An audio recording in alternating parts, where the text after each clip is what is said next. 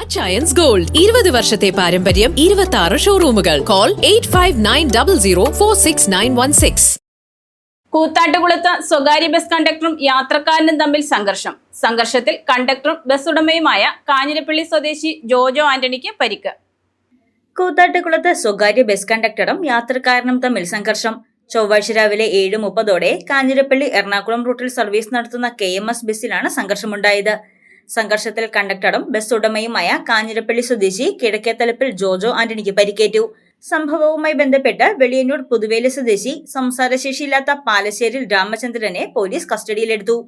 കൂത്താട്ടുകുളം സ്വകാര്യ ബസ് സ്റ്റാൻഡിൽ നിന്നും ബസ്സിൽ കയറിയ രാമചന്ദ്രനോട് പൈറ്റക്കുളം ഭാഗത്ത് വെച്ച് ടിക്കറ്റ് എടുക്കാൻ കണ്ടക്ടർ ജോജോ ആവശ്യപ്പെടുകയും രാമചന്ദ്രൻ ഇതിന് തയ്യാറാവാതെ അശ്ലീല ആംഗ്യം കാണിക്കുകയും കയ്യിൽ കരുതിയിരുന്ന ഇരുമ്പ് ഉപകരണം ഉപയോഗിച്ച് ജോജോയെ കുത്തുകയുമായിരുന്നുവെന്ന് ദൃക്സാക്ഷികൾ പറഞ്ഞു. പരിക്കേറ്റ ജോജോയെ കൂത്താട്ടുകുളത്തെ സ്വകാര്യ ആശുപത്രിയിൽ പ്രവേശിപ്പിച്ചു. സ്റ്റാൻഡിൽ നിന്ന് കയറിയ ആളിനോട് ടിക്കറ്റ് എടുക്കാനായിട്ട് പറഞ്ഞു. കൈകൊണ്ട് എനിക്ക് വേണ്ട എന്ന് കൈകൊണ്ട് കാണിച്ചു. ഞാൻ പറഞ്ഞു പറ്റിയല്ല, ടിക്കറ്റ് എടുക്കാതെ പോകാൻ പറ്റിയല്ല എന്ന് പറഞ്ഞു. അപ്പം വീണ്ടും കൈകൊണ്ട് കാണിച്ചു എനിക്ക് വേണ്ടാന്ന്.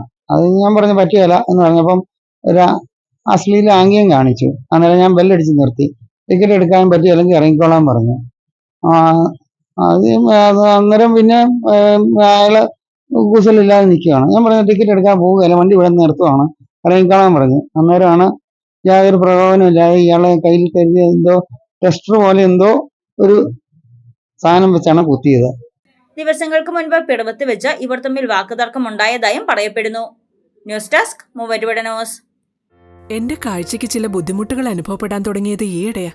ആദ്യം ടെൻഷനായി. മകളാ പറഞ്ഞത് അഹല്യയിൽ പോകാൻ. അഹല്യയ്ക്ക് 30 വർഷത്തെ പാരമ്പര്യവും വിശ്വസ്തതയുമുണ്ട്.